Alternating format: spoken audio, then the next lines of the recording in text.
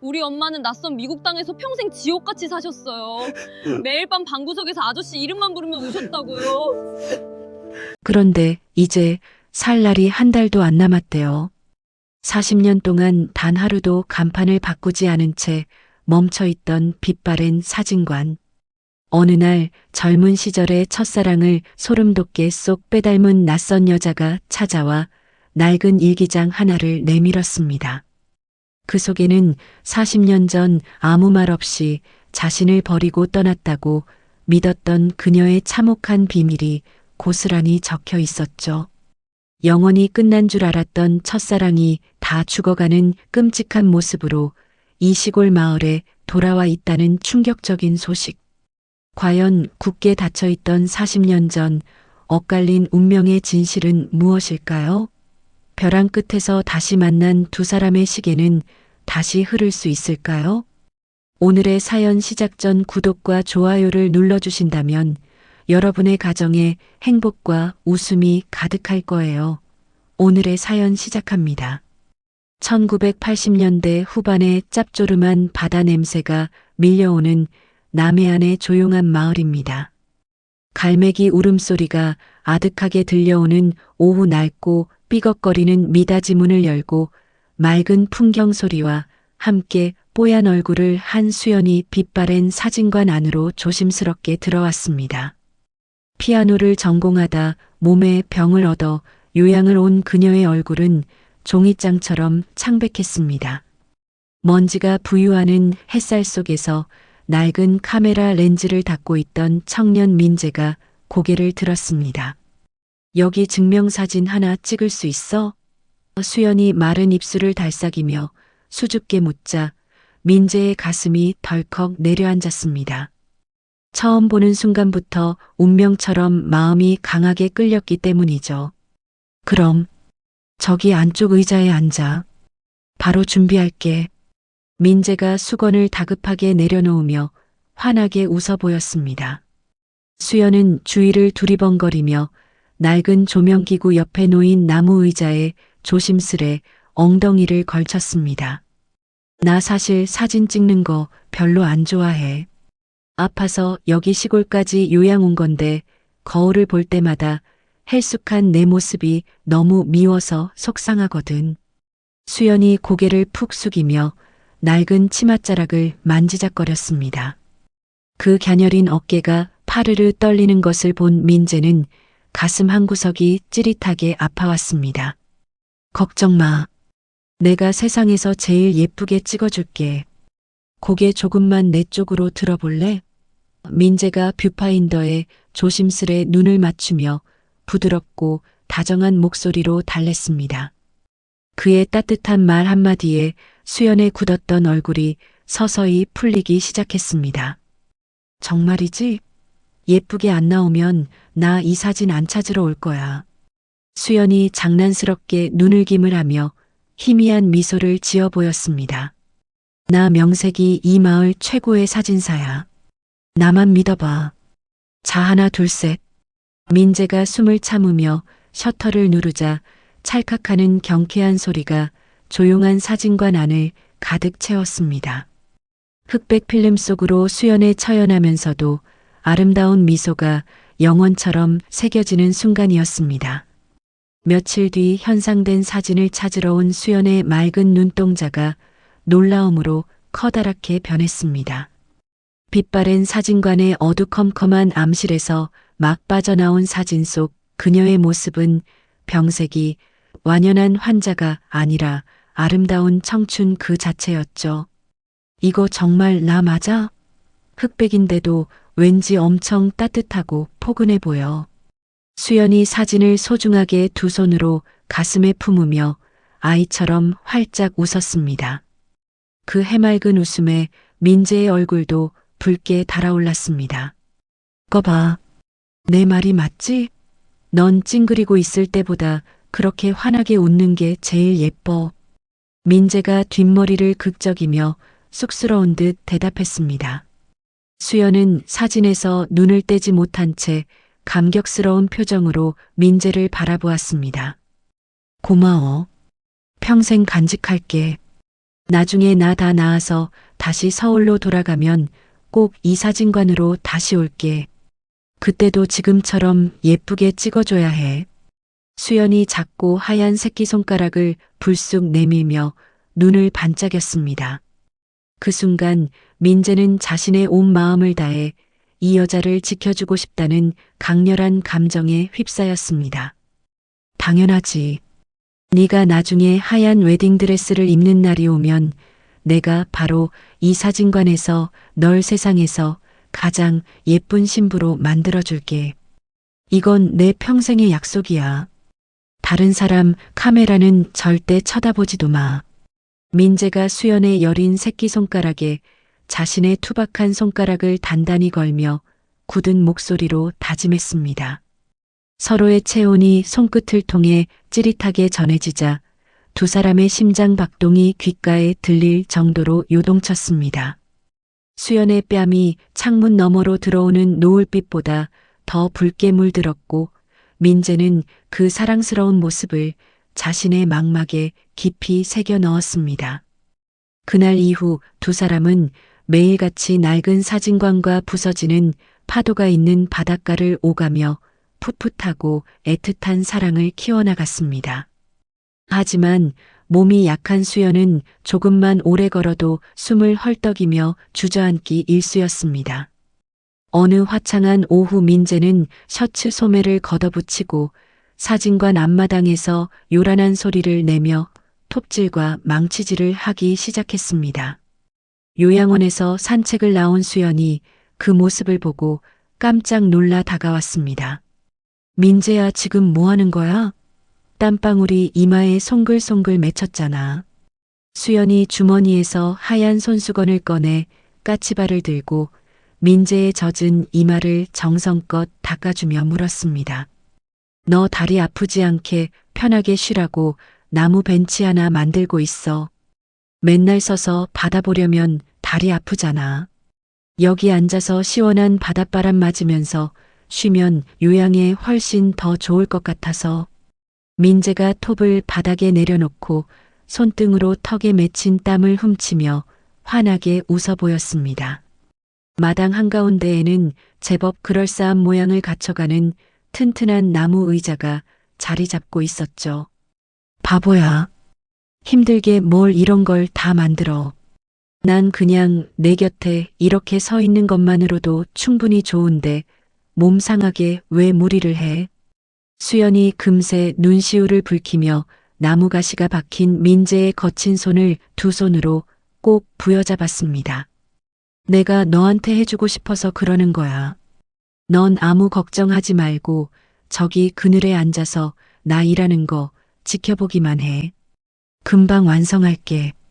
민재가 다시 망치를 꽉 움켜쥐며 수연을 향해 듬직하게 고개를 끄덕였습니다.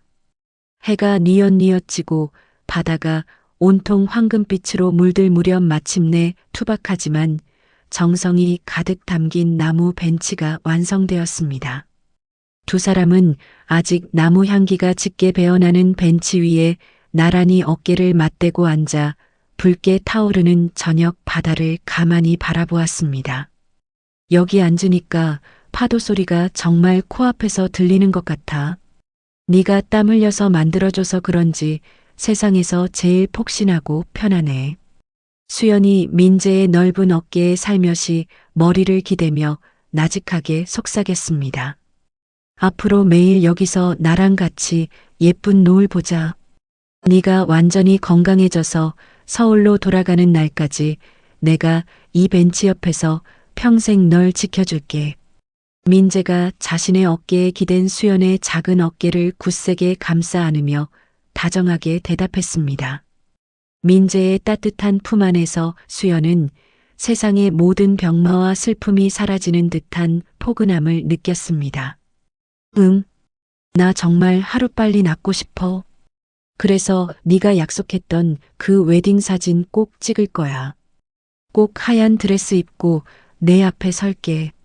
수연이 스르르 눈을 감고 민재의 가슴품에 더 깊숙이 파고들었습니다. 부서지는 파도 소리가 두 사람의 사랑을 축복하듯 잔잔하게 울려 퍼졌습니다. 두 사람의 다정한 그림자가 낡은 빛바랜 사진관 마당의 흙바닥 위로 길게 드리워졌고 시간마저 영원히 멈춘 듯 평화롭고 애틋한 저녁이 조용히 깊어가고 있었습니다. 평화롭고 조용하던 바닷가 마을에 갑작스럽게 시커먼 승용차 세대가 거친 흙먼지를 흩날리며 요란하게 들이닥쳤습니다. 건장한 체격에 험상궂은 인상을 한 남자들이 차에서 내리더니 거친 발걸음으로 수연이 머무는 요양시설의 현관문을 구둣발로 세게 걷어차며 들어섰습니다. 여기 윤수연이라는 년 당장 튀어나와. 내 애비가 우리 돈 떼먹고 야반도주를 했는데 넌 여기서 팔자 좋게 요양이나 하고 있어. 뺨에 커다란 칼자국 흉터가 있는 남자가 흙발로 수연의 방문을 벌컥 열어젖히며 우렁차게 소리쳤습니다. 방구석에 바짝 몸을 웅크린 수연은 핏기가 싹 가신 얼굴로 사시나무 떨듯 온몸을 바들바들 떨며 얇은 이불을 두 손으로 꽉 움켜쥐었습니다. 무슨 말씀이신지 저는 정말 하나도 몰라요. 우리 아버지가 절대 남의 돈을 떼먹고 도망가실 분이 아니에요. 수연이 눈물을 왈칵 쏟아내며 공포에 질려 덜덜 떨리는 목소리로 대답했습니다. 시끄러워. 묻는 말에 대답이나 해. 내 애비가 당장 돈 안 갚으면 너라도 섬에 팔아서 당장 받아내야 할 거 아니야. 당장 일어나. 흉터 남자가 짐승처럼 으르렁거리며 수연의 얇은 팔목을 거칠게 낚아채더니 차가운 방바닥으로 무자비하게 끌어내렸습니다. 아, 아파요. 놔주세요. 제발 부탁이에요. 수연은 팔이 끊어질 듯한 고통에 찬 비명을 지르며 필사적으로 남자의 악력을 뿌리치려고 바닥을 뒹굴며 발버둥을 쳤습니다.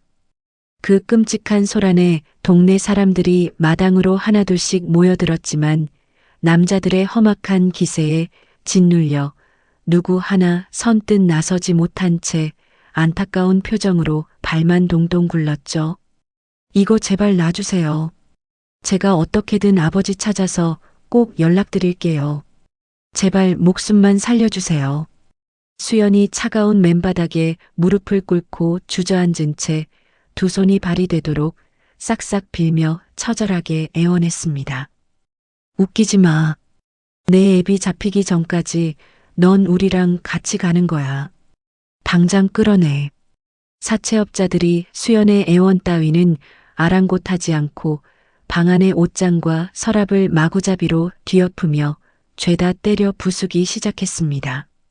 수연은 바닥에 떨어져 산산조각이 나는 손거울을 바라보며 자신을 향해 활짝 웃어주던 민재의 다정했던 미소를 떠올리고는 절망감에 입술을 꽉 깨물었습니다.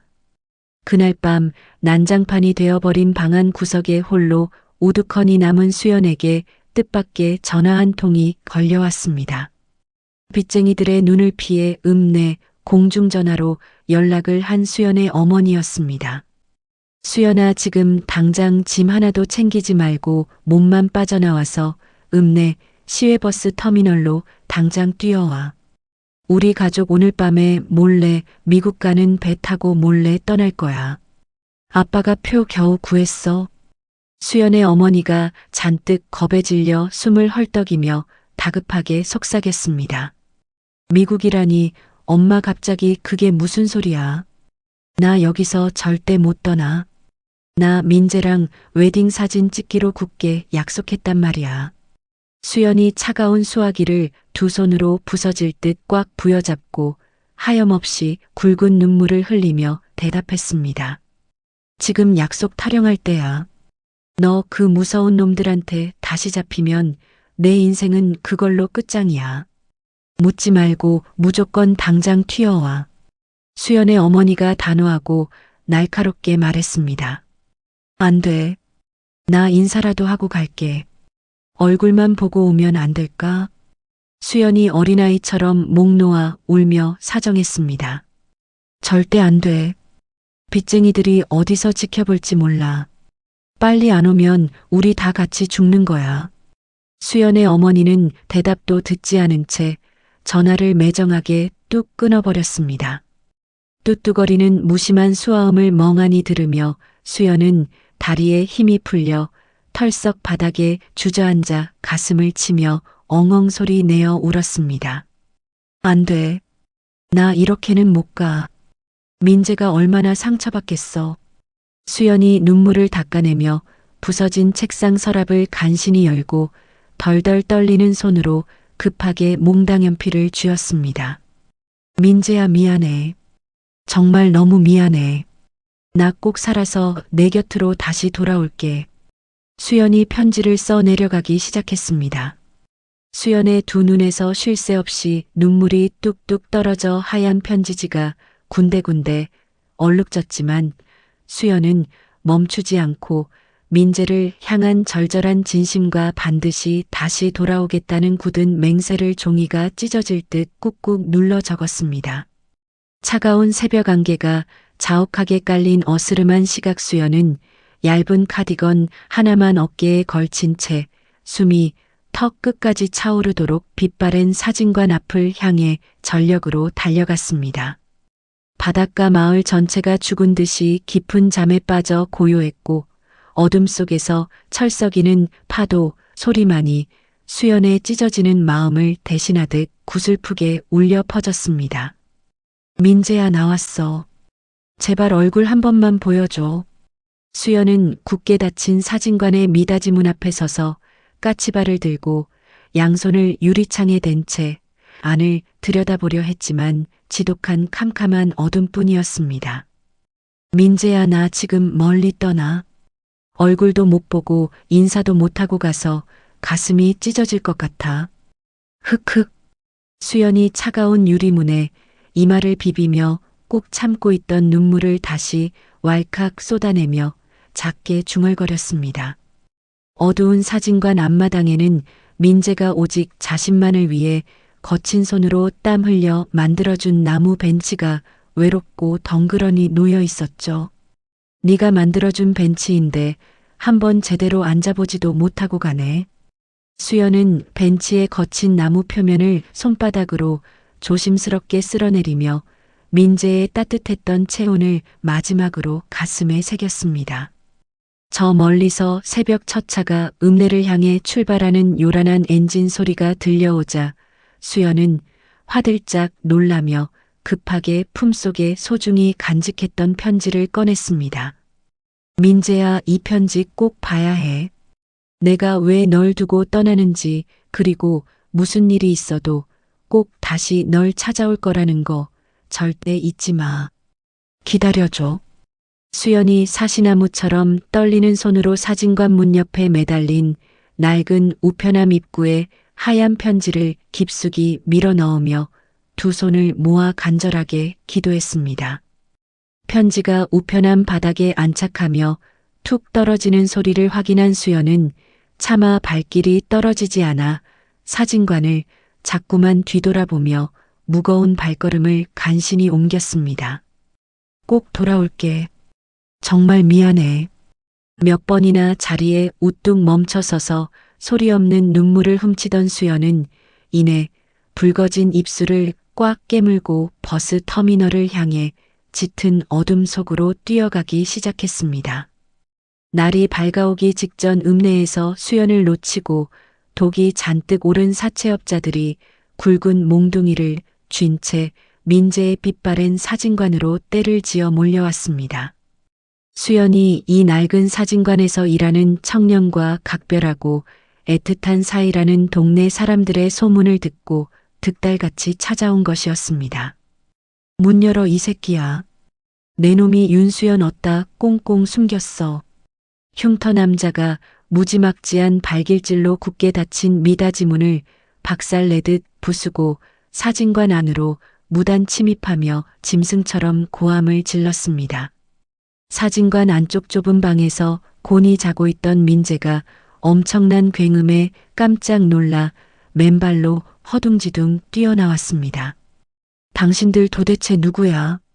왜 남의 귀한 가게에 들어와서 아침부터 행패를 부리는 거야?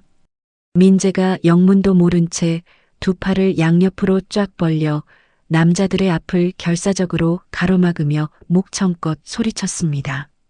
시치미 떼지 마. 윤수연 어딨어. 당장 바른대로 안 불면 여기 있는 기계들 싹 다 가루로 만들어버릴 테니까. 당장 말해. 험악한 사채업자들이 민재의 멱살을 잡아 바닥으로 거칠게 내동댕이 치고는 진열장에 가지런히 놓여있던 카메라와 소중한 액자들을 마구잡이로 집어던졌습니다. 안 돼. 그거 내려놔. 손님들 사진이란 말이야. 제발 그만해. 민재는 날카로운 유리 파편이 사방으로 요란하게 튀고 소중한 흑백 필름들이 바닥에 흉하게 나뒹굴자 비명을 지르며 막으려 했지만 역부족이었습니다. 윤수연 어디 숨었는지 당장 불어. 안 그러면 이 사진관 불태워버릴 거야. 덩치 큰 사채업자 한 명이 문가에 대롱거리던 우편함을 홧김에 거칠게 발로 걷어찼습니다. 낡은 우편함이 바닥을 뒹굴며 뚜껑이 열렸고 수연이 새벽에 남기고 간 하얀 편지가 툭 하고 튀어나왔습니다. 하지만 흥분해서 날뛰는 사채업자들의 흙 묻은 군합 아래 이리저리 무참히 차이던 편지는 벽구석에 있는 크고 무거운 낡은 장식장 밑에 아주 비좁고 캄캄한 틈새로 깊숙이 밀려 들어가 버리고 말았습니다. 여기도 없잖아. 이 새끼 모르는 눈치인데. 괜히 재수없게 헛수고만 했네. 야, 당장 철수해. 사채업자들이 바닥에 침을 퇴뱉으며 썰물 빠지듯 매몰차게 빠져나가자 고요해진 사진관은 마치 폭격을 맞은 듯 처참하고 참혹한 몰골로 변해 있었습니다. 수연아, 대체 너한테 무슨 끔찍한 일이 생긴 거야? 말 좀 해봐, 수연아. 민재가 피가 뚝뚝 흐르는 이마를 움켜쥐고 박살이 난 카메라 조각들을 품에 끌어안으며 짐승처럼 울부짖었습니다. 장식장 밑 보이지 않는 어두운 먼지 구덩이 속에 수연의 피 끓는 진심이 담긴 편지가 숨겨져 있다는 사실은 꿈에도 모른 채 모든 것을 잃은 민재의 처절한 절규만이 산산조각 난 텅 빈 사진관을 슬프게 울리고 있었습니다. 무심하게 흘러간 40년의 세월은 빛바랜 사진관의 간판을 더욱 낡고 허름하게 만들었습니다. 백발이 성성한 노인이 된 민재가 굽은 등으로 사진관 앞마당을 조용히 쓸고 있습니다. 마당 한가운데 놓인 나무 벤치만은 민재가 매일매일 정성껏 닦고 칠한 덕분에 40년 전 그 보석 그대로 윤기를 머금고 있죠. 민재가 빗자루를 벽에 조심스레 기대어 놓고 사진관 안으로 들어가 익숙한 손놀림으로 오래된 카메라 렌즈를 헝겊으로 정성스럽게 닦아냅니다. 진열장에는 빛바랜 흑백 사진들이 가지런히 놓여 있고 벽에는 40년 전 수연이 좋아했던 낡은 괴종 시계가 여전히 규칙적인 소리를 내며 흔들리고 있습니다. 그때 딸랑거리는 맑은 풍경 소리와 함께 미닫이 문이 열리며 30대 중반의 여성 지아가 사진관 안으로 조심스럽게 발걸음을 옮겼습니다. 어서 오세요. 증명사진 찍으러 오셨습니까? 민재가 돋보기 안경을 치켜 올리며 지아를 향해 부드럽게 물었습니다. 지아는 대답 대신 벽에 걸린 낡은 흑백 사진들과 창밖의 나무 벤치를 번갈아 보며 두 눈을 동그랗게 떴습니다. 정말 그대로네요. 간판 이름도 사진관 안에 있는 물건들도 전부 다 일기장에 적힌 그대로예요. 지아가 믿을 수 없다는 듯 두 손으로 입을 틀어막으며 떨리는 목소리로 중얼거렸습니다. 우리 사진관에 예전에 오신 적이 있습니까? 얼굴이 아주 낯이 익습니다. 민재가 헝겊을 카운터에 내려놓고 지아 앞으로 다가오며 고개를 갸웃거렸습니다. 지아의 맑은 눈망울과 오뚝한 코 그리고 수줍게 웃는 인매가 40년 전 수연의 모습을 강하게 떠올리게 했기 때문입니다. 혹시 이민재 사진사님 맞으신가요? 지아가 어깨에 맨 가방끈을 꽉 움켜쥐며 민재의 주름진 눈을 뚫어지게 바라보며 물었습니다. 네, 제가 이민재 맞습니다만 아가씨는 도대체 무슨 일로 나를 찾아오셨습니까? 민재가 영문을 모르겠다는 표정으로 지아의 얼굴을 빤히 쳐다보며 대답했습니다. 지아는 가방 지퍼를 천천히 열더니 모서리가 다해지고 색이 바랜 낡은 갈색 가죽 수첩 하나를 꺼내 카운터 위에 조심스럽게 올려놓았습니다. 카운터 위에 놓인 낡은 수첩을 본 민재의 두 눈이 미세하게 떨리기 시작했습니다. 이 수첩은 윤수연이라는 분의 일기장이에요. 저는 윤수연의 딸 김지아라고 합니다. 지아가 민재의 앞으로 한 걸음 바짝 다가서며 또렷한 목소리로 말했습니다. 윤수연이라는 세 글자가 지아의 입에서 나오는 순간 민재의 손이 허공에서 굳어버렸고 숨소리마저 거칠어졌습니다. 지금 수연이라고 했습니까? 수연이가 지금 어떻게 지내고 있습니까? 민재가 카운터를 짚은 두 손을 사시나무 떨듯 바들바들 떨며 쉰 목소리로 더듬거리며 물었습니다. 저희 어머니는 40년 전에 외할아버지 빚쟁이들을 피해서 쫓기듯 미국으로 도망치셨대요. 그때 아저씨한테 반드시 돌아오겠다고 편지를 남겼는데 끝내 답장을 못 받았다고 일기장에 적혀 있었어요.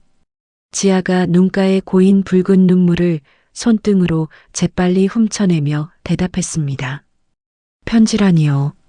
나는 수연이에게 그런 편지를 받은 적이 단 한 번도 없습니다. 수연이가 야반도주를 했다니 그게 도대체 무슨 소리입니까?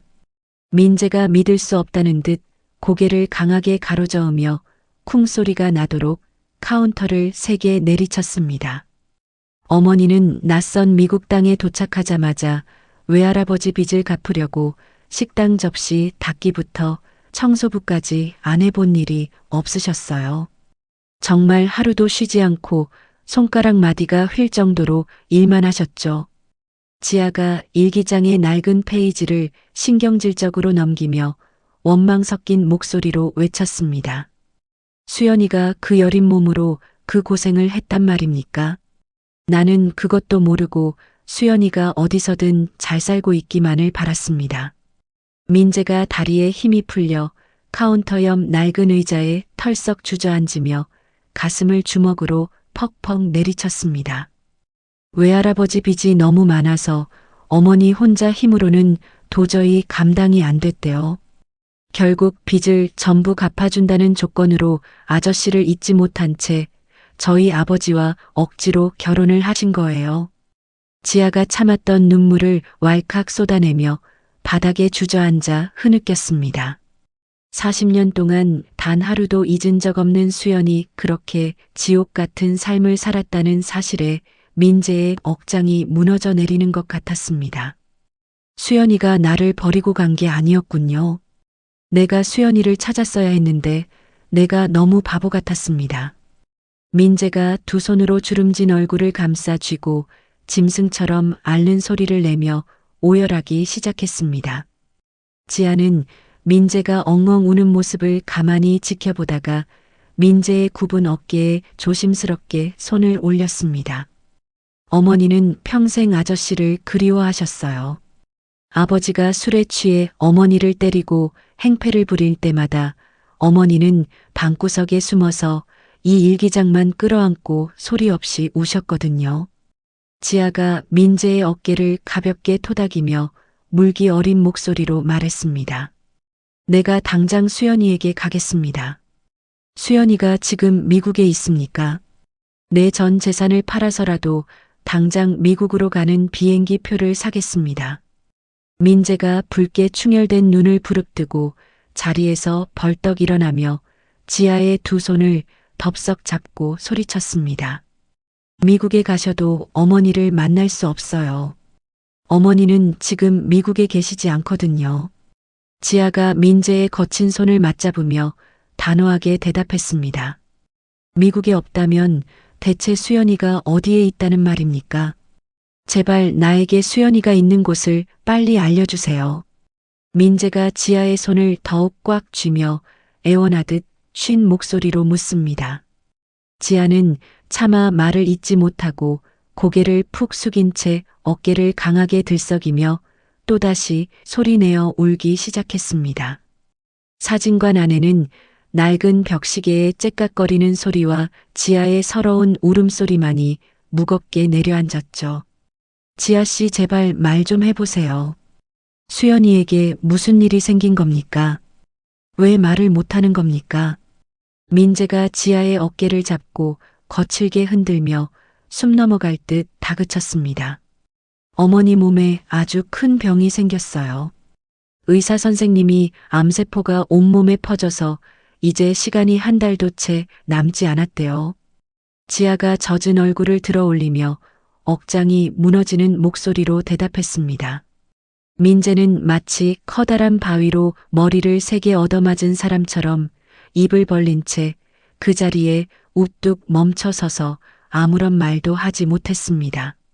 낡은 사진관의 공기가 얼음장처럼 차갑게 얼어붙은 듯 숨막히는 정적이 흘렀습니다. 시간이 없다니 그게 도대체 무슨 소립니까? 우리 수연이가 죽는다는 말입니까? 절대 안 됩니다. 민재가 허공을 향해 두 팔을 허우적거리며 정신이 나간 사람처럼 멍하게 중얼거렸습니다.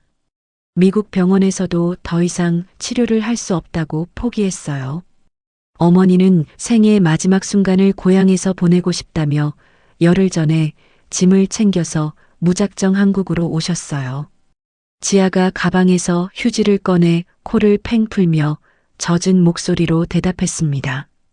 수연이가 이 한국 땅에, 이 마을에 내려와 있다는 말입니까? 지금 당장 수연이가 어디 있는지 앞장서세요. 민재가 카운터 위에 놓인 돋보기 안경을 바닥으로 쳐내며 당장이라도 밖으로 뛰쳐나갈 듯한 기세로 소리쳤습니다. 마을 외곽에 있는 낡은 바닷가 민박집에 모셨어요. 아저씨 사진관에 오고 싶어 하셨지만 다 죽어가는 자신의 흉한 모습을 보여주기 싫다며 매일 밤 이불을 뒤집어 쓰고 울기만 하세요. 지아가 민재의 소매 끝을 꽉 부여잡으며 간절한 눈빛으로 말했습니다. 수연이가 어떤 모습이든 나에게는 40년 전 그 눈부시게 예쁘던 윤수연 그대로입니다. 당장 수연이에게 갑시다.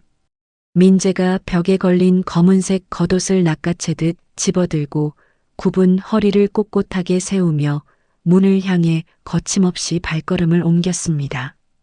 어머니가 아저씨를 보면 너무 놀라실지도 몰라요. 마음을 굳게 먹으셔야 해요. 지아가 급하게 민재의 뒤를 쫓아가며 걱정스러운 목소리로 외쳤습니다. 사진관 마당의 나무 벤치 위로 40년 전 수연이 편지를 밀어넣었던 낡은 우편함이 세찬 바닷바람에 이리저리 흔들리며 삐걱거리는 슬픈 소리를 내고 있었습니다. 두 사람의 다급한 발걸음이 수연이 있는 바닷가 민박집을 향해 멀어지며 텅 빈 사진관에는 주인 잃은 카메라만이 덩그러니 남았습니다. 파도 소리가 스산하게 울리는 마을 외곽의 허름한 민박집 앞입니다. 지아의 뒤를 따라 걷던 민재의 두 다리가 사시나무처럼 심하게 떨리고 있습니다. 낡은 미닫이 문 앞에 선 민재는 차마 문고리를 잡지 못한 채 거친 숨을 몰아쉬며 우뚝 멈춰 섰습니다. 아저씨 마음 단단히 먹으세요. 어머니가 주무시고 계실지도 몰라요.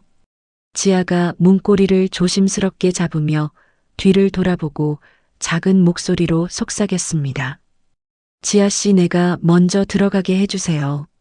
수연이가 놀라지 않게 내가 먼저 부르겠습니다. 민재가 마른 침을 꿀꺽 삼키며 지아의 어깨를 가볍게 밀어내고 앞으로 나섰습니다. 끼익거리는 소리와 함께 얇은 문이 열리자 곰팡내와 짙은 약 냄새가 뒤섞인 차가운 공기가 민재의 얼굴을 훅 덮쳤습니다. 어두컴컴한 방 안쪽 낡은 이불 더미 속에 깡마른 여자가 몸을 웅크린 채 누워 있습니다. 백발이 성성한 머리카락이 베개 위로 흩어져 있고 깊게 팬 주름 사이로 고통스러운 숨소리만 쌕쌕거리며 새어나오고 있죠. 민재는 그 작고 가여운 뒷모습을 보자마자 심장이 날카로운 칼에 찔린 듯한 끔찍한 통증을 느꼈습니다. 수연아, 나왔어. 네가 바보처럼 40년 동안 기다린 이민재가 드디어 여기 왔어. 민재가 차가운 방바닥에 무릎을 꿇고 기어가듯 다가가며 짐승처럼 목이 맨 소리로 수연의 이름을 불렀습니다. 이불 속에서 움찔하는 기색이 보이더니 천천히, 아주 천천히 수연이 고개를 돌려 바닥에 엎드린 민재를 바라보았습니다. 수연의 푹 꺼진 두 눈이 커다랗게 떠지며 심하게 흔들리는 눈동자에 민재의 주름진 얼굴이 가득 담겼습니다. 민재야, 진짜 민재 맞아. 내가 지금 약에 취해서 꿈을 꾸는 건가 봐. 수연이 앙상한 뼈만 남은 손을 허공으로 달달 떨며 뻗고는 갈라진 목소리로 힘겹게 중얼거렸습니다. 꿈 아니야. 내가 진짜 내 앞에 이렇게 살아서 왔어. 너 혼자 그렇게 지옥에서 아프게 둬서 정말 미안해. 민재가 허공을 맴도는 수연의 차가운 두 손을 덥석 부여잡고 자신의 뜨거운 뺨에 비비며 엉엉 소리 내어 울부짖었습니다. 수연은 민재의 뺨에 닿은 자신의 손끝에서 전해지는 뜨거운 눈물과 익숙한 체온을 느끼고는 핏기 없는 입술을 파르르 떨었습니다. 나 너무 늙고 괴물처럼 흉해졌지. 이런 끔찍한 모습 절대 보여주기 싫었는데 기어코 날 찾아왔네, 민재야. 수연이 민재의 눈물을 닦아주며 참았던 서러운 눈물을 베개 위로 뚝뚝 흘렸습니다. 무슨 바보 같은 소리야. 내 눈에는 40년 전 내 사진관에 처음 들어오던 그 눈부시게 예쁜 윤수연 그대로야. 하나도 안 변했어. 민재가 수연의 이마에 흘러내린 백발을 조심스럽게 쓸어 넘기며 단호하고 다정한 목소리로 대답했습니다. 미안해, 민재야. 내가 사진 찍겠다는 약속 못 지켜서 너무 미안해. 미국에서 널 매일매일 미친 듯이 보고 싶었어. 수연이 남은 힘을 쥐어짜 민재의 목을 와락 끌어안으며 어린아이처럼 소리내어 울음을 터뜨렸습니다. 40년이라는 잔인한 세월 동안 켜켜이 쌓였던 지독한 원망과 그리움이 두 사람의 뜨거운 눈물 속에서 눈 녹듯 하얗게 씻겨 내려가는 순간이었습니다. 지아는 방문 앞에 서서 두 사람의 눈물겨운 재회를 지켜보며 소리 없이 어깨를 들썩이며 하염없이 눈물을 훔쳤습니다. 한참을 부둥켜 안고 오열하던 민재가 붉게 충혈된 눈을 번쩍 뜨며 자리에서 벌떡 일어났습니다. 수연아, 당장 이 캄캄한 방에서 나가자. 넌 이제부터 내 사진관으로 가는 거야. 늦었지만 이제부터 내가 널 평생 보살필 거야. 민재가 수연의 몸을 덮고 있던 얇은 이불을 단숨에 걷어내며 굳은 결심을 한 듯 우렁차게 소리쳤습니다. 안 돼, 민재야. 나가면 너한테 무거운 짐만 돼. 나 송장 냄새나고 다 죽어가는 불쌍한 노인네야. 수연이 두 손으로 자신의 초라한 얼굴을 가리며 방바닥으로 고개를 푹 숙였습니다. 내 입에서 짐이라는 더러운 소리 나오게 할래. 넌 내 하나뿐인 평생의 신부야. 내가 널 어떻게 이 차가운 방구석에 혼자 버려둬. 민재가 수연의 마른 어깨를 단단하게 감싸 안으며 벼락같이 화를 냈습니다. 아저씨 말이 맞아요. 어머니 당장 짐 챙겨서 아저씨 사진관으로 가요. 제가 옆에서 짐 싸는 거 다 도와드릴게요. 지아가 방 안으로 성큼성큼 들어와 바닥에 널브러진 수연의 옷가지들을 챙기며 민재의 말에 강하게 힘을 실었습니다. 지아씨, 정말 고맙습니다. 내가 내 남은 목숨을 전부 바쳐서라도 수연이를 지킬 테니 지아씨는 아무 걱정하지 마세요.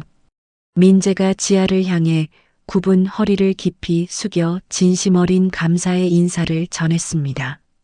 수연은 자신을 향해 내밀어진 민재의 넓고 굳은 살 박인 손을 바라보며 40년 전 자신을 지켜주겠다던 청년 민재의 든든한 모습을 떠올리고는 체념한 듯 희미한 미소를 지었습니다. 민재는 깃털처럼 가벼워진 수연을 자신의 넓은 등에 번쩍 조심스럽게 업고 차가운 바닷바람이 부는 민박집 마당을 벗어나 환한 햇빛이 부서지는 밖으로 발걸음을 힘차게 내디뎠습니다. 택시가 바닷가 마을을 가로질러 마침내 빛바랜 사진관 앞에 부드럽게 멈춰 섰습니다. 민재의 등에 엎여 택시에서 내린 수연의 두 눈이 사진관 앞마당을 보자마자 믿을 수 없다는 듯 커다랗게 변했습니다. 민재야, 저 벤치 아직도 저 자리에 그대로 있어. 네가 옛날에 나 편하게 받아보라고 땀 흘리며 만들어줬던 그 나무 벤치잖아. 수연이 덜덜 떨리는 손가락으로 마당 한가운데 놓인 윤기 나는 나무 벤치를 가리키며 벅찬 숨을 헐떡였습니다. 네가 당장 내일이라도 짐 싸들고 돌아와서 저기 앉을 것 같아서 내가 40년 동안 단 하루도 빠짐없이 매일 쓸고 닦았어. 민재가 수연을 등에 업은 채 벤치 앞으로 천천히 다가가며 세상에서 가장 자랑스러운 듯 활짝 웃어 보였습니다. 수연은 민재의 등에서 천천히 내려와 벤치의 매끄러운 나무 표면을 두 손바닥으로 다정하게 쓰다듬으며 뜨거운 눈물을 다시 한번 쏟아냈습니다. 간판 이름도 그대로고 창틀도 전부 그대로야. 네가 내 예쁜 시간을 40년 전에 꽁꽁 묶어서 멈춰버리게 만들었구나. 수연이 사진관의 낡은 간판을 멍하니 올려다보며 감격에 겨운 목소리로 훌쩍거리며 중얼거렸습니다. 이제 길고 길게 멈췄던 시계 태엽을 억지로 다시 돌릴 거야. 너랑 나 오늘부터 여기서 예전처럼 아주 행복하게 다시 시작하는 거야. 민재가 수연의 굽은 등을 두 팔로 따뜻하게 감싸 안으며 수연의 귓가에 다정하게 속삭였습니다. 죽음을 앞두고 잿빛으로 차갑게 죽어있던 수연의 얼굴에 아주 오랜만에 수줍은 소녀 같은 붉은 생기가 옅게 돌기 시작했습니다. 지아는 택시 트렁크에서 무거운 짐을 내리며 벤치에 나란히 서서 바다를 바라보는 두 사람의 뒷모습을 보고 뭉클한 감정에 안도의 한숨을 길게 내쉬었습니다. 사진관 안으로 조심스럽게 들어선 수연은 진열장 한가운데 가지런히 놓인 40년 전 자신의 흑백 사진을 발견하고 그 자리에 우뚝 멈춰 섰습니다. 네가 날 이렇게 눈부시게 예쁘게 찍어줬었지. 넌 늙어가는 내 얼굴도 모른 채 매일 이 낡은 사진만 보면서 날 바보같이 기다린 거야. 수연이 차가운 유리 진열장을 애틋하게 어루만지며 민재를 향해 가슴이 터질 듯 벅찬 표정으로 고개를 돌렸습니다. 당연하지. 이 크고 넓은 사진관의 주인은 옛날이나 지금이나 언제나 윤수연 너 하나뿐이었어. 저기 안쪽에 네가 편하게 쉴 수 있게 가장 따뜻한 방을 만들어놨어. 민재가 사진관 안쪽에 작고 아늑한 방을 뭉툭한 손가락으로 가리키며 아주 든든하게 말했습니다. 방 안에는 방금 햇볕에 말린 깨끗하고 하얀색 이불이 깔려 있고 수연이 평소 좋아하던 따뜻한 노란색 조명이 방 안을 은은하게 비추고 있었습니다. 민재야, 나 정말 여기서 너랑 살 맞대고 같이 살아도 되는 거야. 이 벅찬 꿈이 당장 내일 깰까봐 너무 무섭고 두려워. 수연이 민재의 낡은 셔츠 옷깃을 두 손으로 꼭 부여잡고 불안한 듯 민재의 넓은 가슴에 얼굴을 깊숙이 묻었습니다. 절대 꿈 아니야, 수연아. 내가 내 숨결이 닿는 마지막 날까지 단 1초도 안 떨어지고 내 옆에 찰거머리처럼 꼭 붙어 있을 거야. 민재가 수연의 좁은 어깨를 토닥이며 굳은 바위처럼 결연한 목소리로 대답했습니다. 40년이라는 끔찍하고 잔인한 단절을 뚫고 기적처럼 다시 만난 두 사람의 심장이 사진관의 낡은 괴종시계 소리와 함께 다시 쿵쾅쿵쾅 힘차게 뛰기 시작했습니다. 수연의 창백했던 뺨에는 따뜻하고 발그레한 혈색이 부드럽게 돌았고 평생 텅 비어있던 민재의 차가운 삶에도 다시 눈부신 봄날의 생명력 넘치는 활력이 가득 차오르고 있었죠. 밖에서는 따뜻하고 눈부신 태양빛이 사진관의 투명한 유리창을 뚫고 들어와 낡은 마루바닥 위를 황금빛으로 찬란하고 아름답게 비추고 있었습니다. 따뜻한 봄 햇살이 빛바랜 사진관 앞마당을 황금빛으로 가득 채우는 평화로운 아침입니다. 수연의 안색이 기적처럼 맑아지자 지아가 시내에서 급하게 휠체어를 하나 빌려왔습니다. 민재는 휠체어가 사진관 안팎을 자유롭게 드나들 수 있도록 아침 일찍부터 소매를 걷어붙이고 구석구석을 부산하게 청소하기 시작했습니다. 민재야, 나 이제 안 아파. 휠체어 없이도 걸을 수 있는데 왜 그렇게 무거운 짐들을 혼자 다 옮기고 그래?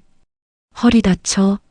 수연이 마당 벤치 옆에 세워둔 휠체어에 앉아 걱정스러운 눈빛으로 민재를 바라보며 잔소리를 늘어놓았습니다.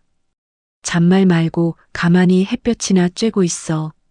네가 이 좁은 사진관 안에서 편하게 돌아다니려면 바닥에 걸리적거리는 것들을 싹 다 치워야 해. 민재가 이마에 맺힌 구슬땀을 수건으로 훔치며 씩씩하게 대답했습니다. 민재의 시선이 사진관 한쪽 벽면을 40년 동안 묵묵히 차지하고 있던 거대하고 낡은 나무 장식장으로 향했습니다. 저 무식하게 큰 장식장부터 당장 치워버려야 휠체어가 편하게 지나가겠네. 하나, 둘, 셋. 민재가 두 팔을 걷어붙이고 장식장 모서리를 꽉 움켜쥔 채 온 힘을 다해 옆으로 밀어내기 시작했습니다. 끼기깃거리는 날카로운 마찰음과 함께 40년 묵은 시커먼 먼지가 안개처럼 뿌옇게 피어올랐습니다. 콜록거리며 먼지를 손 부채질로 흩어내던 민재의 두 눈이 장식장이 치워진 시멘트 바닥 구석에 멈춰 섰습니다. 시커먼 먼지 덩어리들 사이로 누렇게 색이 바래고 끝이 바스러진 낡은 편지 봉투 하나가 덩그러니 떨어져 있었죠. 민재가 무릎을 꿇고 엎드려 조심스럽게 그 낡은 봉투를 집어들었습니다. 봉투 겉면에는 흐릿하지만 너무나도 익숙한 수연의 둥글둥글한 글씨체가 희미하게 남아 있었습니다. 수연이가 나한테 쓴 편지가 왜 이 먼지 구덩이 속에 처박혀 있는 거야? 민재가 사시나무처럼 덜덜 떨리는 손으로 바스락거리는 편지지를 아주 조심스럽게 꺼내 펼쳤습니다.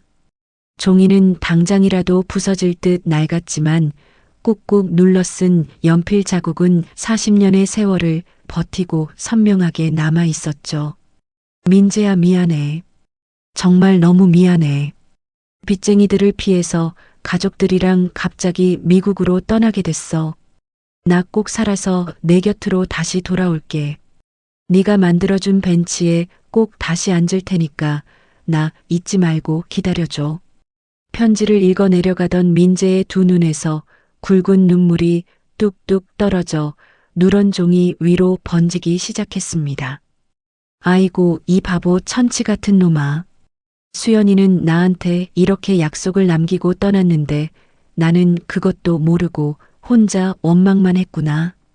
민재가 편지지를 가슴에 꽉 부여안고 바닥에 엎드려 짐승처럼 꺼이꺼이 오열했습니다. 40년 전 사채업자들이 사진관을 쑥대밭으로 만들었을 때 우편함에서 튕겨나온 편지가 장식장 밑으로 기어들어갔다는 사실을 이제야 온전히 깨달은 것입니다. 민재는 자신의 어리석음과 수연이 홀로 견뎌냈을 지독한 외로움에 가슴을 주먹으로 퍽퍽 내리치며 숨이 넘어가도록 엉엉 울부짖었습니다. 한참을 오열하던 민재가 붉게 충혈된 눈을 번쩍 뜨고 편지를 손에 꽉 쥔 채 마당으로 미친 듯이 뛰쳐나갔습니다.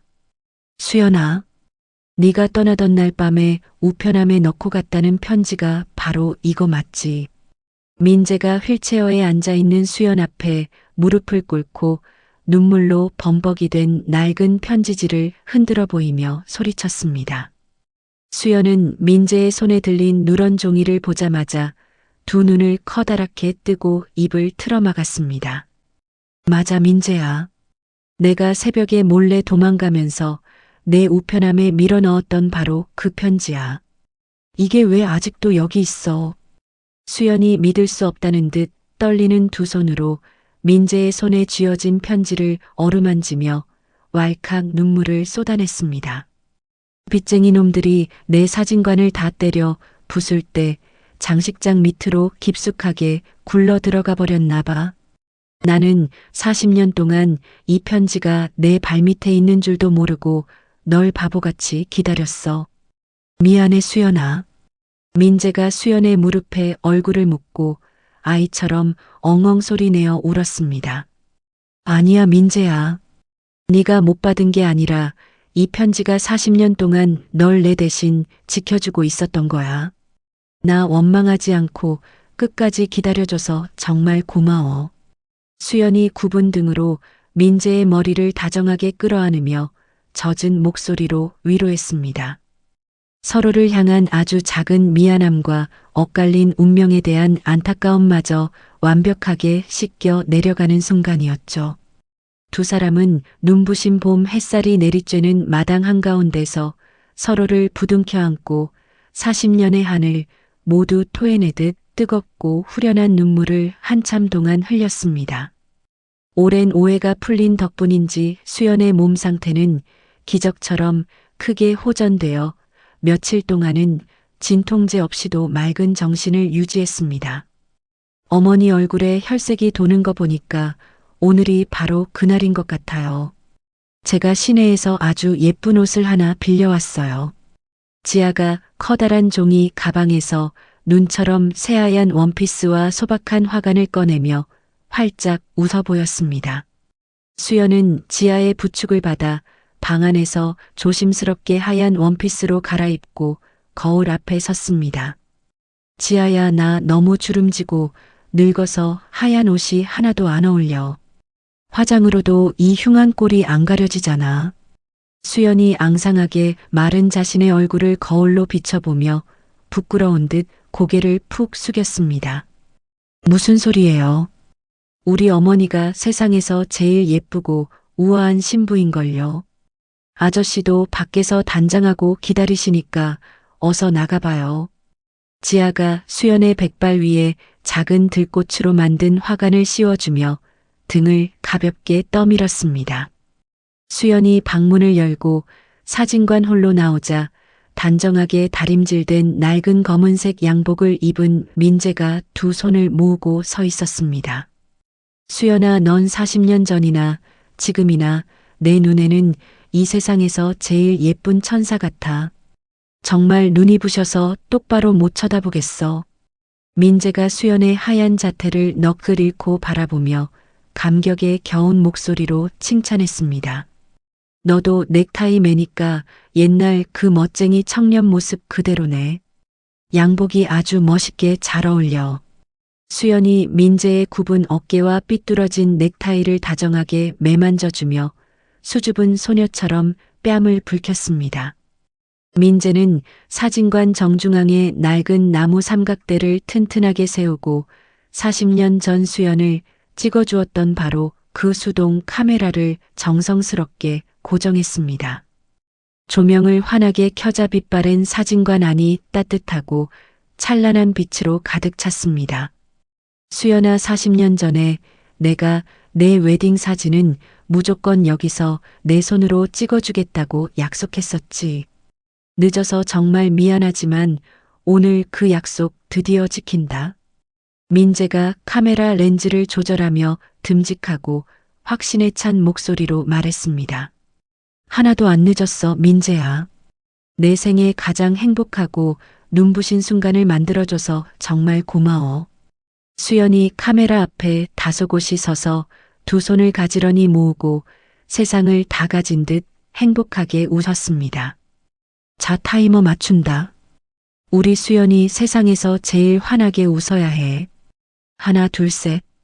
민재가 카메라 셔터를 꾹 누르고 재빨리 수연의 곁으로 달려가 그녀의 얇은 허리를 단단하게 감싸 안았습니다. 두 사람은 서로의 어깨를 기대고 카메라 렌즈를 향해 가장 평온하고 아름다운 미소를 지어 보였습니다. 찰칵하는 경쾌하고 시원한 소리와 함께 눈부신 플래시 빛이 사진관을 환하게 밝혔습니다. 40년이라는 잔인한 세월을 돌아 마침내 서로의 곁에 선 두 사람의 황혼 언약식이 영원히 변치 않을 흑백 필름 속으로 찬란하게 새겨졌습니다. 카메라 뒤에서 이 모든 과정을 숨죽여 지켜보던 지아도 벅차오르는 감동의 입술을 꽉 깨물고 뜨거운 눈물을 뚝뚝 흘리며 두 사람의 눈부신 사랑을 진심으로 축복했습니다. 며칠 뒤 따뜻한 오후입니다. 빛바랜 사진관 마당에 놓인 나무 벤치에 민재와 수연이 나란히 앉아 따뜻한 모가차를 마시고 있습니다. 수연아, 며칠 전에 찍은 사진 보니까 네가 진짜 천사 같더라. 내가 현상하면서 얼마나 가슴이 뛰었는지 몰라. 민재가 김이 모락모락 나는 찻잔을 두 손으로 감싸 쥐고 수연을 향해 환하게 웃으며 말했습니다. 바보야, 주름이 자글자글한 할망구가 무슨 천사야. 내 눈에만 그렇게 보이는 거지. 수연이 민재의 어깨에 머리를 가볍게 기대며 수줍게 대답했습니다. 내 눈에는 세상에서 제일 예뻐. 우리 앞으로 여기서 매일 이렇게 차도 마시고 바다도 보면서 천년만년같이 살자. 민재가 수연의 거친 손을 자신의 넓은 손으로 꽉 맞잡으며 다정하게 속삭였습니다. 두 사람의 얼굴에는 그 어느 때보다 평온하고 행복한 미소가 번졌죠. 그래 민재야. 나 진짜 하루하루가 꿈결같이 행복해서. 수연이 환하게 웃으며 말을 이어가던 순간이었습니다. 갑자기 수연의 안색이 백지장처럼 하얗게 질리더니 두 눈이 고통으로 크게 흔들렸습니다. 쨍그랑하는 날카로운 소리와 함께 수연이 들고 있던 찻잔이 바닥으로 떨어져 산산조각이 났습니다. 수연아, 왜 그래? 어디가 아픈 거야? 민재가 화들짝 놀라 자리에서 벌떡 일어나며 다급하게 물었습니다. 수연은 대답 대신 가슴을 두 손으로 쥐어뜯으며 숨을 헐떡였습니다. 아, 배가 너무 아파. 가슴이 찢어질 것 같아, 민재야. 수연이 벤치 위로 쓰러지듯 몸을 웅크리며 끔찍한 비명을 질렀습니다. 그리고 곧바로 수연의 입에서 검붉은 피가 울컥하고 쏟아져 나와 하얀색 원피스와 나무 벤치를 붉게 물들였습니다. 수연아, 정신 차려. 수연아, 안 돼. 민재가 피를 토하고 의식을 잃어가는 수연을 온몸으로 끌어안고 하늘이 무너지듯 처절하게 울부짖었습니다. 사진관 안에서 짐을 정리하던 지아가 밖에서 들리는 비명에 놀라 마당으로 뛰쳐나왔습니다. 어머니, 안 돼요. 당장 119 부를게요.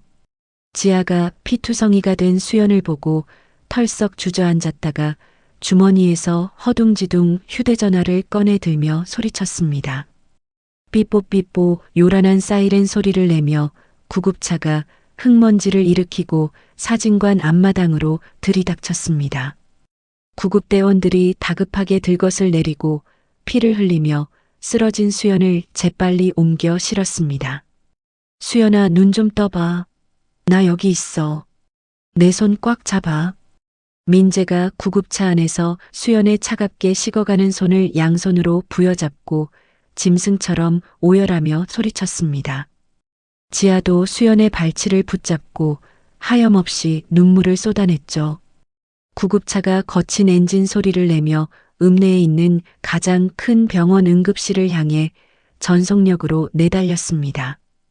병원에 도착하자마자 하얀 가운을 입은 의사와 간호사들이 뛰어나와 수연의 들것을 둘러싸고 응급실 안쪽으로 빠르게 이동했습니다. 선생님, 제발 우리 수연이 좀 살려주세요. 며칠 전까지만 해도 멀쩡하게 웃고 떠들던 사람입니다.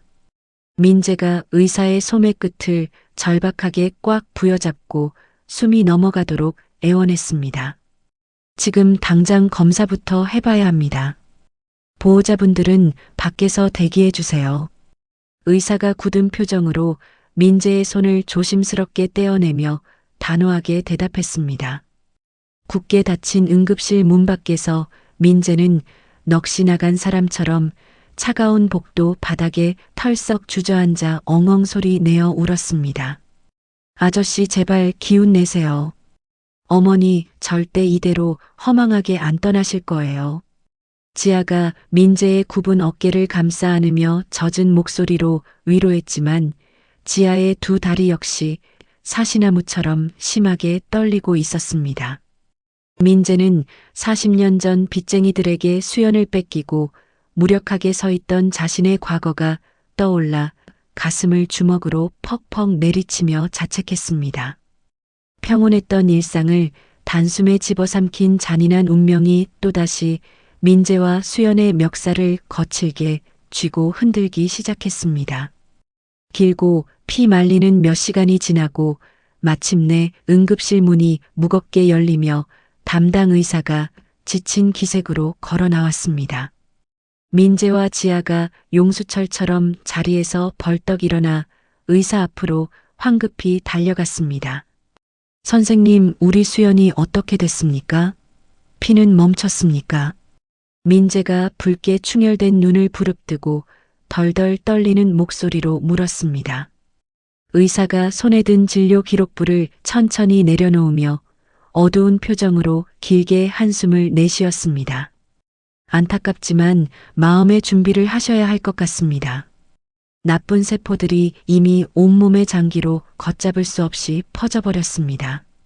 의사가 지아와 민재를 번갈아 보며 무겁고 조심스러운 목소리로 대답했습니다. 그게 무슨 소리입니까? 마음의 준비라니요. 내 모든 전 재산을 다 팔아서라도 좋으니까 수연이 몸에 있는 나쁜 것들 당장 다 떼어내 주세요. 민재가 의사의 가슴을 퍽퍽 치며 현실을 부정하듯 크게 소리쳤습니다. 지금 상태로는 수술을 견딜 체력도 없고 약을 쓰는 것도 환자에게 극심한 고통만 더할 뿐입니다. 저희가 할 수 있는 일이 이제 아무것도 없습니다. 의사가 고개를 푹 숙이며 안타까운 목소리로 사실을 털어놓았습니다. 선생님, 제발 우리 어머니 좀 살려주세요. 어머니 이제 겨우 행복해지려고 하셨단 말이에요. 지아가 의사의 바짓가랑이를 붙잡고 바닥에 주저앉아 목 놓아 울부짖었습니다. 환자분 의식이 돌아오긴 했지만 길어야 며칠을 넘기기 힘드실 겁니다. 남은 시간 동안 곁에서 좋은 말씀 많이 해주시는 게 최선입니다. 의사가 지아를 조심스럽게 일으켜 세우며 씁쓸하게 말하고는 자리를 떠났습니다. 며칠 전까지만 해도 하얀 원피스를 입고 눈부시게 웃던 수연의 모습이 떠오른 민재는 억장이 무너져 내리는 고통에 복도 벽에 머리를 쿵쿵 찌으며 처절하게 오열했습니다. 무거운 발걸음을 이끌고 입원실 안으로 들어선 민재의 시야에 링거줄을 주렁주렁 매달고 창백하게 누워있는 수연의 모습이 들어왔습니다. 산소 마스크를 낀 수연은 눈을 반쯤 뜬 채 가쁘게 숨을 몰아쉬고 있었습니다. 민재가 침대 곁으로 조심스럽게 다가가 수연의 차가운 손을 양손으로 부서질 듯 꽉 부여잡았습니다. 수연아, 많이 아프지? 내가 다 미안해. 내가 널 못 지켜서 이렇게 아픈 거야. 민재가 수연의 손등에 뜨거운 눈물을 뚝뚝 떨어뜨리며 쉰 목소리로 속삭였습니다. 수연이 힘겹게 고개를 돌려 민재의 주름진 얼굴을 바라보더니 산소 마스크 너머로 희미하게 미소를 지어 보였습니다. 울지마 민재야. 나 이제 하나도 안 아파. 네가 내 옆에 이렇게 딱 붙어 있는데 뭐가 무섭겠어. 수연이 거친 숨을 내쉬며 민재의 손을 마주 잡으려 애쓰며 대답했습니다. 바보같이 왜 자꾸 안 아프다고 거짓말을 해. 네가 이렇게 핏기 없이 누워 있는데 내 심장이 갈기갈기 찢어지는 것 같아. 민재가 수연의 가녀린 어깨를 와락 끌어안고 어린아이처럼 엉엉 소리 내어 울음을 터뜨렸습니다. 병실 문가에 서 있던 지아도 두 사람의 가슴 아픈 모습을 보며 두 손으로 입을 틀어막고 소리 없이 오열했습니다. 나 내 사진관에서 예쁜 사진도 찍고 며칠 동안 꿈만 같이 행복했어. 내 평생 그렇게 환하게 웃어본 건 40년 만에 처음이었어. 수연이 민재의 젖은 뺨을 떨리는 손끝으로 어루만지며 평온한 목소리로 말했습니다. 그 따뜻한 한마디가 민재의 가슴을 더욱 후벼 파며 잔인한 운명에 대한 지독한 원망을 불러일으켰죠. 수연의 얕은 숨소리만이 고요한 병실을 채우고 시랫바늘은 두 사람의 야속한 이별을 향해 무정하게 흘러가고 있었습니다. 어둡고 차가운 병원 복도에서 지아가 덜덜 떨리는 손으로 휴대전화를 꽉 쥐고 서둘러 번호를 누르고 있습니다. 지아의 눈가에는 아직 닦지 못한 눈물 자국이 선명하게 남아있죠. 네, 거기 사설 구급차 맞죠? 제일 크고 장비 좋은 차로 지금 당장 여기 읍내 병원으로 와주세요. 서울에 있는 제일 큰 대학병원으로 갈 겁니다. 지아가 벽에 이마를 기댄 채 다급하고 절박한 목소리로 외쳤습니다. 넋이 나간 듯 복도 의자에 주저앉아 있던 민재가 지아의 통화 소리를 듣고 화들짝 놀라며 자리에서 벌떡 일어났습니다. 지아 씨, 지금 그게 무슨 소리입니까? 우리 수연이를 당장 서울로 데려간다는 말입니까? 민재가 비틀거리며 지아 앞으로 다가와 지아의 팔을 다급하게 붙잡으며 물었습니다. 네, 아저씨. 우리 어머니 이 총구석 병원에서 이대로 허무하게 돌아가시게 놔둘 수 없어요. 서울에 있는 큰 병원으로 당장 모시고 가서 머리부터 발끝까지 싹 다 고칠 거예요. 지아가 민재의 거친 손을 매몰차게 뿌리치며 도끼가 바짝 오른 목소리로 대답했습니다. 지아 씨, 의사 선생님 말 못 들었습니까? 지금 수연이가 무리하게 움직이면 길바닥에서 당장 숨이 넘어갈 수도 있다고 했습니다. 제발 흥분 가라앉히고 내 말 좀 들어보세요. 민재가 두 손을 모아 싹싹 비는 신용을 하며 지아를 향해 간절하게 애원했습니다. 그럼 아저씨는 어머니가 여기서 숨 넘어가는 걸 그냥 손 놓고 구경만 하겠다는 거예요? 돈이 얼마가 들든 제가 다 낼 테니까 아저씨는 제발 가만히 좀 계세요. 지아가 두 눈을 부릅뜨고 핏대를 세우며 민재를 향해 앙칼지게 소리쳤습니다. 민재는 지아의 현실적인 외침에 아무런 반박도 하지 못한 채 차가운 바닥에 털썩 주저앉아 두 손으로 머리를 감싸쥐고 괴로운 듯 깊은 한숨만 푹푹 내쉬었습니다. 삐뽀거리는 요란한 사이렌 소리와 함께 건장한 사설 구급대원 두 명이 덜컹거리는 들것을 끌고 병실 안으로 거칠게 들이닥쳤습니다. 병실 침대에 누워 힘겹게 숨을 헐떡이던 수연이 요란한 소리에 놀라 무거운 눈꺼풀을 간신히 들어 올렸습니다. 어머니, 당장 이 낡은 환자복 벗고 제 옷으로 갈아입으세요. 지금 바로 서울로 올라갈 거예요. 지아가 수연의 겉옷을 허둥지둥 챙기며 눈물이 가득 고인 눈으로 다급하게 말했습니다. 수연은 지아의 손에 들린 옷을 보자마자 있는 힘을 다해 지아의 손목을 강하게 쳐냈습니다. 지아야, 당장 저 사람들 돌려보내. 나 서울 안 가. 여기서 한 발짝도 안 움직일 거야. 수연이 코에 꽂힌 산소줄을 거칠게 뽑아 던지며 쇳소리가 나는 갈라진 목소리로 단호하게 외쳤습니다. 어머니, 제발 고집 좀 피우지 마세요. 큰 병원 가서 좋은 약 쓰면 살 수 있을지도 모르잖아요. 지아가 바닥에 떨어진 겉옷을 다시 주워들고 수연의 마른 어깨를 부여잡으며 엉엉 소리내어 울부짖었습니다. 병실 문가에서 짐승처럼 울음을 참던 민재가 침대 곁으로 다가와 수연의 차가운 손을 양손으로 꽉 부여잡았습니다. 수연아, 지아 씨 말이 맞아. 서울 가서 수술받고 깨끗하게 나아서 내 사진관으로 다시 오면 되잖아. 민재가 억장이 무너지는 가슴을 억누르며 수연을 향해 애써 다정한 목소리로 달랬습니다. 민재 너까지 왜 이래? 내 몸은 내가 제일 잘 알아. 차가운 병원 침대 위에서 주사바늘 꽂고 억지로 숨만 쉬다가 죽고 싶지 않아. 수연이 민재의 손을 더욱 꽉 움켜쥐며 핏발이 선 눈으로 민재를 똑바로 쳐다보며 소리쳤습니다. 수연의 흔들리는 눈동자에는 죽음에 대한 공포 대신 그 어느 때보다 확고하고 굳센 의지가 불타오르고 있었죠. 어머니, 제발 저 한 번만 살려주세요.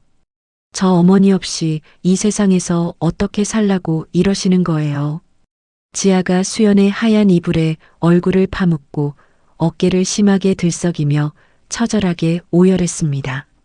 수연은 뼈만 남은 앙상한 손을 힘겹게 들어 지아의 젖은 머리칼을 아주 부드럽고 다정하게 쓰다듬었습니다. 울지마 내 예쁜 딸. 엄마는 낯선 미국 땅에서 평생 지옥 같은 날들을 견디다가 40년 만에 비로소 내 진짜 집을 찾았어. 내 마지막은 꼭 민재 사진관에서 맞이하고 싶어. 그게 내 생의 마지막 소원이야. 수연이 가쁜 숨을 헐떡이면서도 입가에 평온하고 따뜻한 미소를 띤 채 지아를 진심 어린 목소리로 달랬습니다. 민재는 수연의 확고한 눈빛을 마주하고는 더 이상 서울행을 고집하는 것이 수연을 위한 길이 아님을 온전히 깨달았습니다. 지아씨, 우리 수연이 고집 절대 못 꺾습니다. 수연이 뜻대로 우리 낡은 사진관으로 당장 갑시다. 내가 수연이 마지막 가는 길 하나도 안 춥고 안 외롭게 내 목숨 전부 바쳐서 옆에서 지키겠습니다. 민재가 바닥에 엎드려 우는 지아의 좁은 어깨를 단단하게 감싸 안으며 붉어진 눈시울로 굳은 결심을 전했습니다. 지아는 어머니의 단호한 거부와 민재의 흔들림 없는 깊은 사랑을 확인하고는 결국 고개를 천천히 끄덕이며 들고 있던 짐을 바닥에 내려놓았습니다. 구급대원 아저씨들 정말 죄송하지만 서울 말고 남해안 바닷가에 있는 빛바랜 사진관으로 차를 돌려주세요. 지아가 퉁퉁 부은 붉은 눈을 손등으로 거칠게 훔쳐내며 체념한 듯 구급대원들을 향해 차분한 목소리로 지시했습니다. 병실을 가득 채웠던 무겁고 끔찍한 긴장감이 서서히 걷히고 세 사람은 수연의 생애 마지막 소원을 이루기 위해 구급차에 조심스럽게 몸을 실었습니다. 붉은 노을이 넓은 바다를 찬란한 황금빛으로 물들이는 저녁 무렵 구급차가 익숙한 바닷가 마을을 지나 빛바랜 사진관 앞마당에 부드럽게 멈춰 섰습니다. 차 문이 탁 열리자 코끝을 훅 스치는 짭조름한 바다 냄새와 마당 한가운데 놓인 낡은 나무 벤치의 익숙한 풍경이 수연의 시야에 가득 들어왔습니다. 민재가 구급차에서 깃털처럼 가벼워진 수연을 자신의 넓은 등에 번쩍 업고 천천히 마당으로 걸음을 옮겼습니다. 수연아, 드디어 우리 집에 다 왔어. 이제 아무 걱정하지 말고 여기서 마음 편하게 푹 쉬어. 민재가 수연을 등에 단단히 업은 채 사진관의 낡은 간판을 올려다보며 세상에서 가장 든든하고 따뜻한 목소리로 속삭였습니다. 진짜 우리 집에 왔네. 이제야 숨통이 좀 시원하게 트이는 것 같아, 민재야. 고마워, 나 여기까지 데려와줘서. 수연이 민재의 굽은 어깨에 고개를 푹 기대고 세상에서 가장 평안하고 눈부신 미소를 지으며 대답했습니다. 민재는 수연을 사진관 안쪽에 가장 아늑하고 따뜻한 방으로 조심스럽게 데려가 깨끗하게 햇볕에 말린 하얀 이불 위에 정성껏 눕혔습니다. 은은하고 다정한 노란색 조명이 수연의 창백한 얼굴을 포근하게 감싸 안았죠. 밖에서는 맑은 풍경 소리와 일정한 파도 소리가 슬픈 자장가처럼 고요하게 울려 퍼지고 있었습니다. 민재는 수연의 침대 곁에 바짝 붙어 앉아 그녀의 차가운 두 손을 자신의 두 손으로 꽉 쥐고 40년 전 풋풋하고 찬란했던 첫사랑의 추억들을 도란도란 이야기하기 시작했습니다. 지독한 죽음의 그림자가 턱 밑까지 바짝 다가왔지만 두 사람이 꽉 맞잡은 두 손의 온기만큼은 그 어느 때보다 뜨겁고 아름답게 빛나고 있었습니다. 빛바랜 사진관 안쪽의 작고 따뜻한 방 안입니다.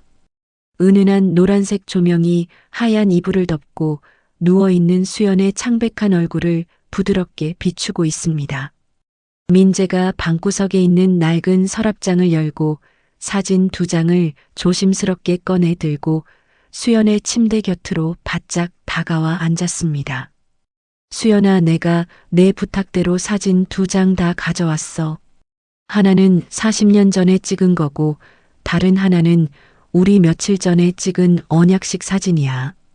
민재가 수연의 앙상한 가슴 위로 2장의 사진을 나란히 올려놓으며 물기 어린 목소리로 다정하게 말했습니다.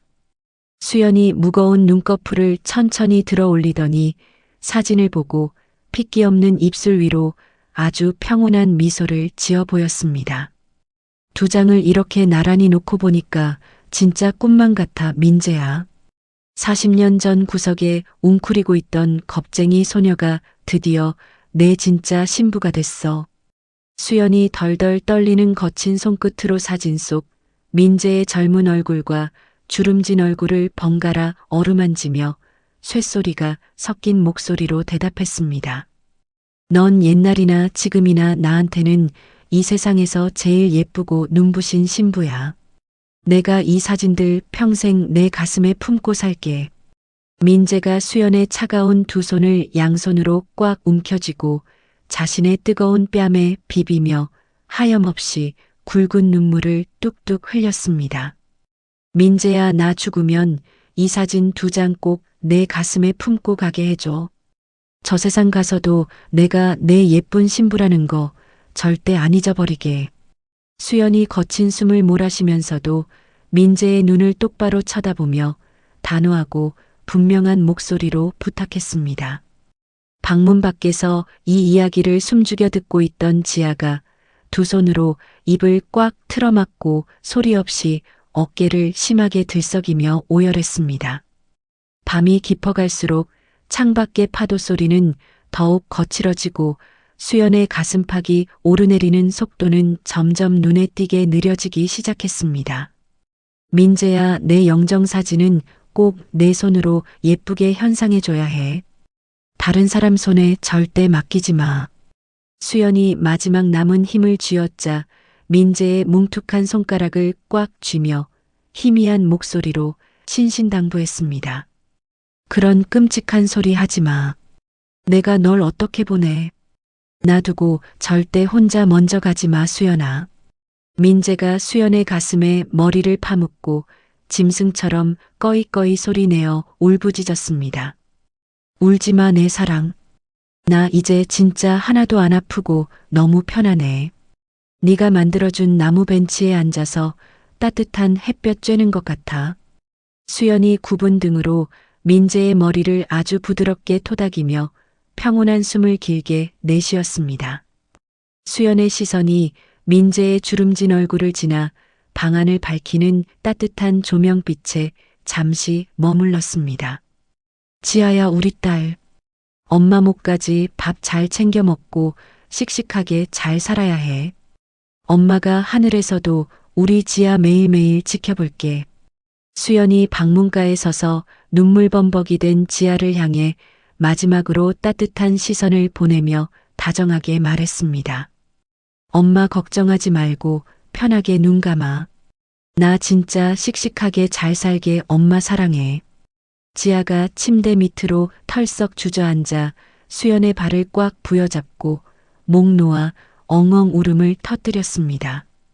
수연은 가슴에 놓인 2장의 흑백 사진을 양손으로 소중하게 꽉 품어 안은 채 민재의 손을 잡고 아주 평온한 표정으로 천천히 2 눈을 감았습니다.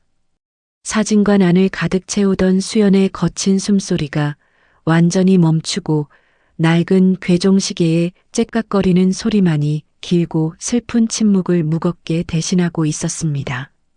민재는 싸늘하게 식어가는 수연의 몸을 온몸으로 꽉 끌어안고 하늘이 무너져 내리듯 처절하게 울부짖었습니다. 며칠의 끔찍하고 아득한 시간이 무심하게 훌쩍 지나갔습니다. 지아는 수연의 장례를 무사히 마치고 깊은 슬픔을 안은 채 다시 미국으로 돌아갔습니다. 텅 빈 빛바랜 사진관 안에는 깊고 지독한 정막만이 무겁게 공간을 채우고 있습니다. 민재는 굳게 닫힌 어두컴컴한 암실 안에서 붉은색 조명 하나에 의지한 채 홀로 우두커니 서 있습니다.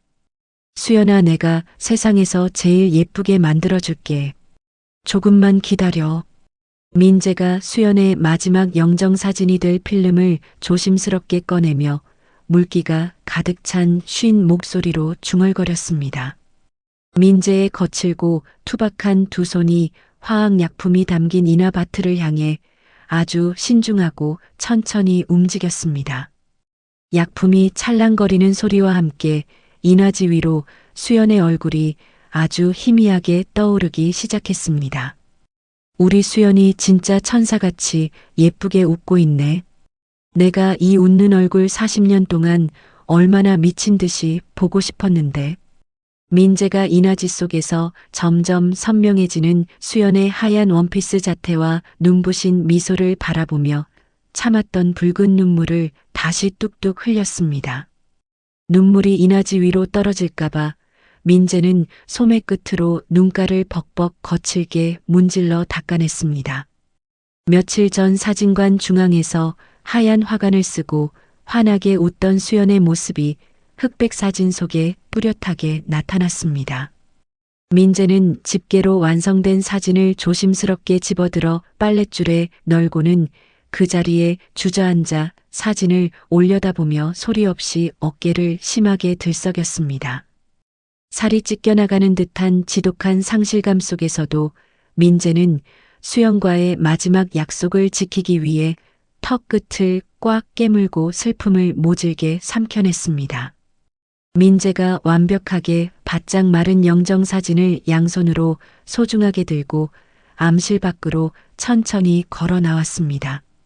민재는 낡은 카운터 서랍을 열고 가장 깨끗하고 테두리가 고운 나무 액자를 하나 정성스럽게 꺼냈습니다.